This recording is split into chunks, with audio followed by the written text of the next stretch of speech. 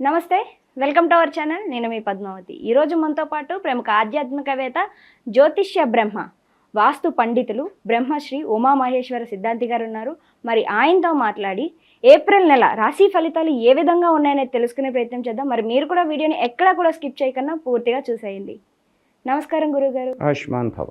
గురువుగారు, ధనుసు రాశి వారికి ఏప్రిల్ నెలలో ఎటువంటి ఫలితాలు కలగబోతున్నాయి? దాంతోపాటుగా వీరు ఎటువంటి పరిహారాలు చేసుకోవాలంటారు? అసలు ధనస్సు రాశి కోదండ మేనర్యోర్ మంత్రి అంటే ధనస్సు రాశికి మీనరాశికి ఆధిపత్యాన్ని వహించింది గురుగ్రహం. గురువుగారు శుభదాయకుడైనటువంటి వాడు. ఈయన దేవతలకే గురువు. ఈయన బృహస్పతి దేవతలందరికీ కూడా గురుతుల్యుడు. కాబట్టి ఏ జాతకములోనైనా గురుబలము లోపించి ఉన్నది అంటే ఆ జాతకుడికి యోగదాయకమైన స్థితి చేకూరదు. ఈ గురుగ్రహము గత ఉగాది నుంచి ఈ యొక్క సంవత్సరం వరకు కూడా శుభదాయకమైన ఫలితాలు పొందారు. ఎక్కడ నష్టాలు కష్టాలు అనుభవించలేదు. అన్నింట మంచి యోగదాయకమైన పరిస్థితులే కలిగి ఉన్నారు. అయితే ఈ ఏప్రిల్ నెలలో ఎలా ఉంది అంటే అదే రకంగా ఉందా, ఏమన్నా కొంచెం మార్పులు వచ్చాయా, చేర్పులు వచ్చాయా అని చూసుకుంటే, షష్టగ్రహ కూటమి ఏర్పడి ఇప్పుడు పంచగ్రహ కూటమి మీనరాశిలో నడుస్తూ ఉండి ధనుసు రాశికి సప్తమ స్థానమైన మిథున రాశిలో కుజుడు ఉండి, కుజుడు దృష్టి సమసప్తక దృష్టి ఎప్పుడైతే గురు స్థానం మీద పడిందో ఈ యొక్క ధనుసు రాశి కొద్దిగా ఇబ్బందికరమైన స్థితిగతులు కలిగిన శుభదాయకమైన ఫలితాలు పొందుతారు. సరైన ఇబ్బందికైన పరిస్థితి అన్నారు కదా, ఏంటి ఆ ఇబ్బందులు? అది యోచన చేసుకోవాలి. యోచన చేసుకోవాలంటే తొత్తురబాటుతనం, అధికమైన కోపానికి గురి అవ్వడం, కోపానికి గురి అయిపోయి తొందరపాటు నిర్ణయాలు తీసుకుంటారు. ఎప్పుడైతే తొందరపాటు నిర్ణయాలు ఎవరు తీసుకున్నా, అది నువ్వు తీసుకున్నా, నేను తీసుకున్నా, వేరొకరు తీసుకున్నా, తొందరపాటు నిర్ణయం వల్ల అనేక రకములైన ఇబ్బందులు ఏర్పడతాయి. ఆ ఏర్పడినందువల్ల ఎంత మంచివాడైనా కూడా కొంచెం తూరుబాటుతనంగా మాట్లాడి కొంచెం నోటి దురుసుగా మాట్లాడితే ఆడి ఎంత గొప్పవాడైనా, ఎంత పండితుడైనా, ఎంత విద్యావంతుడైనా, ఎంత పొగర్రా వీడికి ఇలా మాట్లాడుతున్నాడు అని తృణీకర భావంతో ఒక్క నిమిషంలో తీసి పక్కన పెడతారు. దానివల్ల అనేక రకమైన ఒక్కడితో పోయిందా, ఈ ఒక్కడు వెళ్ళి 10 మందితో చెప్తాడు, ఆ 10 మంది 100 మందితో చెప్తారు, 100 మంది రకరకాలుగా మాట్లాడతారు. అంటే భావ విధానాన్ని బట్టి అది చెడిపోతుంది. అటువంటి విధానం వల్ల మానవ జాతికి అనేక రకమైన ఇబ్బందులకు గురవుతారు. కాబట్టి హనుమంతుడంత గొప్ప వాడే శ్రీరామచంద్రుణ్ణి నా ప్రభువుగా నా దేవుడిగా చేయాలని చెప్పేసి అడిగితే తప్పేముంది? ఈయనేమనుకున్నాడు, ఒక ఆడది అడిగింది, అలాగడిగితే ఈయనేమనుకున్నాడు హనుమంతుడు, దాందేముంది, నేను ఎంతో భక్తి శ్రద్ధలతో కొలుస్తున్నాను, దైవత్వం కొలుస్తున్నాడు, అలాగే కొలుసుకుంటారు కదా అనుకున్నాడు. కానీ ఆవిడేముంది, ఆవిడ అడిగిన మాట విధానం వల్ల భర్తగా కావాలండి. మరి రామావతారంలో భర్త అనేది ఎక్కడ వస్తుంది? అంతటి గొప్ప హనుమంతుడే వాక్కుని అర్థం చేసుకోక మాట్లాడిన దానికి అనేక రకమైన ఇబ్బందులు ఆయన కూడా పెట్టాడు. అటువంటి ఇబ్బందులు కలగకుండా ఉండాలంటే ధనుసు రాశి వారు ఆచితూచి మాట్లాడడము, ప్రతి విషయమందు తొందరపాటు లక్షణము లేకుండా ఎదరికి వెళ్ళడం అనేది చేసుకో.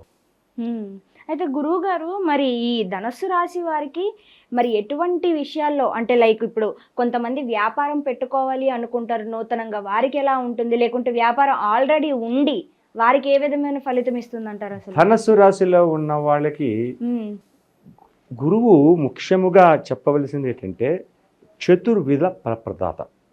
చతుర్విధ ఫలప్రదాత అంటే 4 రకములైన ఫలితములు ఇస్తాడు. ఉద్యోగ రంగానికి ఆధిక్యత, అలాగే నిలకడి అయిన ధనయోగములు, సంఘ గౌరవ మర్యాద పలుకుబడులు, ఉన్నతమైన పదవులు, వీటికి ముందుగా గురుతత్వాన్ని చెప్పాలి. అయితే ఇందులోనే వ్యాపార రంగం ఉంటుంది. అయితే వ్యాపార రంగంలోని భూమికి సంబంధించిన వ్యాపారం రియల్ ఎస్టేట్. ఈ ధనుసు రాశి వారు రియల్ ఎస్టేట్ చేయొచ్చు, చాలా చక్కగా రాణిస్తారు, ఉన్నతమైన విధానాన్ని పొందుతారు. అలాగే చక్కెర వ్యాపారం, గురుతత్వంలోని చక్కెర వ్యాపారం చేయాలంటే పంచదారని వ్యాపారంగా మలుచుకునే వాళ్ళు చాలామంది ఉంటారు. అటువంటి వ్యాపారంలో కూడా శుభదాయకమైన ఫలితాలు పొందుతారు. సుగంధ ద్రవ్యముల వ్యాపారం, గురువు అంటేనే సుగంధ ద్రవ్య తత్వం కాబట్టి సుగంధ ద్రవ్య ఆలుకలు, లవంగాలు, దాల్చిన చెక్కలు రకరకాలు ఉన్నాయి కదా, గసగసాలు, ఇటువంటివన్నీ దానికి ఒక వ్యాపారం ఉంది ప్రత్యేకంగా. అటువంటి వ్యాపారాల్లో కూడా శుభదాయకమైన ఫలితాలు ఈ యొక్క ధనుసు రాశి వారు పొందుతున్నారు. అయితే అలాగే ఉద్యోగ రంగంలో ఉన్నవారు ఒక ఉన్నత పరిణతి చెందుతారు. ఉన్నతమైన స్థానం అంటే ప్రమోషన్స్ వస్తాయి, ఇంక్రిమెంట్స్ వస్తాయి ఈ యొక్క రాశిలో, ఈ యొక్క నెలలో. ఇటువంటివన్నీ కూడా యోగదాయకమైన స్థితిని పొందుతూ ఉన్నారు. అయితే ఎంతటి యోగదాయకమైన స్థితిగతులు పొందినా కూడా తొత్తురుపాటుదనము లేకుండా కోపతాపములు తగ్గించుకుని కొంచెం ముందుకు వెళితే అత్యధికమైన శుభ ఫలితాలు ఈ ధనుసు రాశి వారు ఇప్పుడు పొందుతారు. సరేనండి, కోపతాపాలు ఎక్కువగా వస్తున్నాయి, వివాహ విధానాలు ఏమైనా చేస్తున్నారా? ఈ ధనుసు రాశి వారికి వివాహం కాని వాళ్ళు ధనుసు రాశిలో ఉన్నారు. వివాహం చెయ్యాలని తల్లిదండ్రులు, ధనుసు రాశిలో పుట్టిన తల్లిదండ్రులు వాళ్ళ పిల్లలకు వివాహాలు చేయాలి అనుకున్న వాళ్ళు ఉన్నారు. కాబట్టి ఈ యొక్క మాసము యందు ఈ యొక్క వివాహ విధానముల్లో వివాహం కాని వారు కూడా, వివాహం కాని వారికి వివాహం అవ్వాలంటే ఏం చేయాలన్నది తర్వాత చెప్పుకుందాం. ఈ తల్లిదండ్రుల విషయంలో పిల్లలకు వివాహం చేయాలనుకున్న వాళ్ళు కూడా ఈ యొక్క సమయంలో యోచనావిధంగా ఆలోచన చేసి ప్రయత్నాన్ని చేసుకుంటా ఎదరికి వెళితే ఆ ప్రయత్నములన్నీ కూడా సమకూరుకునే విధంగా ఉండి ఆ యొక్క ప్రయత్న ఫలితములు లాభదాయకంగా మారుతూ ఉంటాయి. ఇక వివాహం కాని వారు ఉన్నారు. వివాహం కాని వారు ఉన్నందువలన ఇప్పుడు వీరికి ఈ యొక్క ధనుసు రాశిలో ఉన్న వారు ఎవరైతే ఉన్నారో ఈ ధనుసు రాశి జాతకులు ఆడపిల్లల గురించి మనం చెప్పుకుందాం. మగ పిల్లల గురించి చెప్పక్కర్లేదు. ఆడపిల్లల గురించి వివాహం కాని ఆడపిల్లలు ఉన్నారు, వివాహం జరగలేదు అని వాళ్ళు బాధపడతారు, తల్లిదండ్రులు బాధపడతారు, ఇంకా బంధువర్గం వాళ్ళు బాధపడతారు. అయ్యో పెళ్ళి సంబంధం వస్తుంది, కుదరటం లేదు, దగ్గరగా వస్తుంది, అంతా బాగుంది, అమ్మాయి బాగుందన్నారు, కట్నకాండ్లు కూడా ఇస్తానంటున్నారు, అయినా కూడా ఇంటికి వెళ్ళిన తర్వాత బుద్ధి మార్చుకుని ఈ సంబంధం వద్దులేండి, వేరే సంబంధం చూసుకోండి అని చెప్పి నిర్మోమాటంగా చెప్తున్నారు. ఇటువంటి సమస్యలతోటి సతమతమవుతున్నారు. ఈ సతమతమవుతున్న వారికి ఏం చేస్తే ఈ యొక్క దారిలో పడి ఒక మంచి చక్కని రాజకుమారుడు అంత గొప్పవాడు కాకపోయినా రాజకుమారుడికి సమతల్యుడితో కలిగిన వాడైనా రావాలి అంటే మనం చేయవలసిన కొన్ని పనులు రెమెడీ ఉంటుంది. ఇది చాలా అసామాన్యమైన రెమెడీని చెప్పబోయేది కాబట్టి చాలా శ్రద్ధగా విని ఆచరించండి. గురుగారు, మరి రెమెడీ వివాహ విషయంలో స్త్రీలు మాత్రమే పట్టించాలంటారా, లేకుంటే ఇందులో పురుషులు కూడా ఉండి వివాహం కావాలి? స్త్రీలకు సంబంధించినది నేను చెప్తున్నాను, పురుషుడికి సంబంధించింది వేరే ఉంటుంది. వాళ్ళ జన్మజాతకాన్ని చూపించుకుని మమ్మల్ని పర్సనల్గా కలిస్తే వాళ్ళకి చెప్తాం. ఇప్పుడు ఇది గోచార ఫలితంగా అందరికీ ఉపయోగించే విధంగా చెప్తుంది. రోటి సలివిడి అని ఉంటుంది. రోటితో చేస్తారు పిండిని, చలివిడితోటి అందులో కొబ్బరి ముక్కలు వేస్తారు, రోటి చలివిడి అని చేస్తారు. ఆ రోటి చలివిడిని అది ఎప్పుడు చేస్తారు? అది వివాహం అయిన తర్వాత సారి బండి పెడతారు. ఆ సారి పెట్టేటప్పుడు స్వీట్లు హాట్లు పెట్టి రోటి చలివిడి ముద్దను చేసి చక్కగా అది పంపిస్తారు. అది పెడితే ఆ సారి బట్టి పట్టుకెళ్తారు. కానీ అదే రోటి చలివిడి వివాహం కాని వారు తీసుకుని చేయించి అందులో కొబ్బరి వేయాలి, బెల్లం వేయాలి, ఏదో వేస్తారు. ఇంకా దానికి చాలా టేస్టీగా కూడా ఉంటుంది అది, ఆ రోటి చలివిడి. ఆ చలివిడిని తయారు చేసి ఈ మాత్రం ముద్ద ఒక ఉండ కింద చేయాలి. అది ఒక సున్నుండలాగా టైపులో తయారవుతుంది, మెత్తగా ఉంటుంది.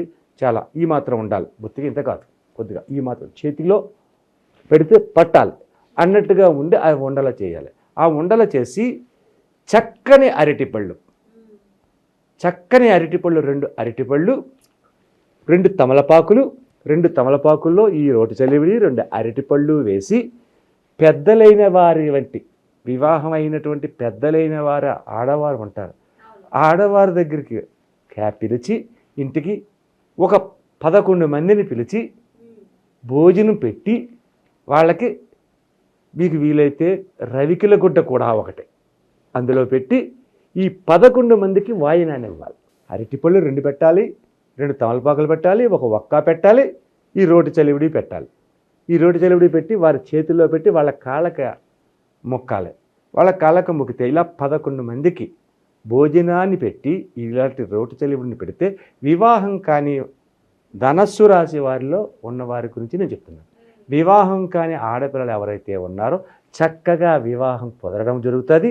ఎటువంటి దోషములు ఉన్నా కూడా తొలగి యోగదాయకమైన శక్తిని కలిగి చక్కటి వరుడు వీళ్ళకి సమకూరుతాడన్నది అక్షర సత్యం. అయితే గురువు గారు ఇదంతా ఎలా చేయాలో వివరించారు, కానీ ఏ రోజు చేయాలో చెప్పలేదు ఇంతకీ. ఇది ఏ రోజు నాడు అంటే గురువారం నాడు చెయ్యండి. గురువారం నాడు చేస్తే యోగదాయకమైన స్థితిని పొందుతారు. ఇది గురుతత్వానికి సంబంధించింది కాబట్టి ఈ గురువారం నాడు. ఇంకొక విషయం ఏంటంటే చక్కగా మీరు చేసిన తర్వాత మీ వివాహం ముహూర్తకాలం పెట్టింది కూడా అలా అబ్జర్వ్ చేసుకుంటే ఆ గురువారం వస్తుంది. మ్యాక్సిమం ఆ గురువారం వస్తుంది. అది కూడా చూసుకోవచ్చు మీరు. అంత రకంగా ఉంటుంది. సరే, ఇది వివాహం కాని వారికి వివాహం అవడం గురించి చెప్పుకున్న రెమెడీ. తదుపరి ధనస్సు రాశిలో ఉన్నవారు 50 మంది చేయవలసిన వేరే రెమెడీస్ ఉంటాయి. మరి చేయాలి కదా. సోదాయకంగానే ఉన్నది. ఇంకా కోపతాపాలు పెరుగుతున్నాయని చెప్పాను కదా. దానివల్ల తొందరపాటు నిర్ణయాలు తీసుకుంటున్నారు కదా. ఆ తొందరపాటు నిర్ణయాల వల్ల ఉన్నటువంటి మంచితనాన్ని కోల్పోయి తొత్తురుపడుతనానికి గురైనందు పాపాన్ని 10 మంది 10 మాటలు చెప్పుకునే పరిస్థితి వస్తుంది కదా. అది తొలగాలి కదా.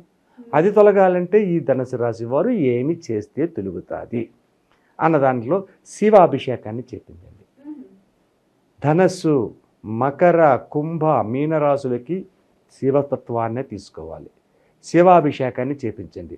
ఈ శివాభిషేకంలో చేసేటప్పుడు చక్కగా చెరుకు రసములో కలిపి చేయను. పచ్చకర్పూరాన్ని కూడా అభిషేక జలంలో కలపడం అనేది చెయ్యాలి. అలాగే నల్ల ద్రాక్ష పళ్ళు కానీ అల్ల నేరేడు పండు కానీ ప్రసాదంగా చెల్లించాలి. అంటే ప్రసాదంగా అది చెల్లించమన్నాం కదా అని చెప్పి ఆ 2 కాదు.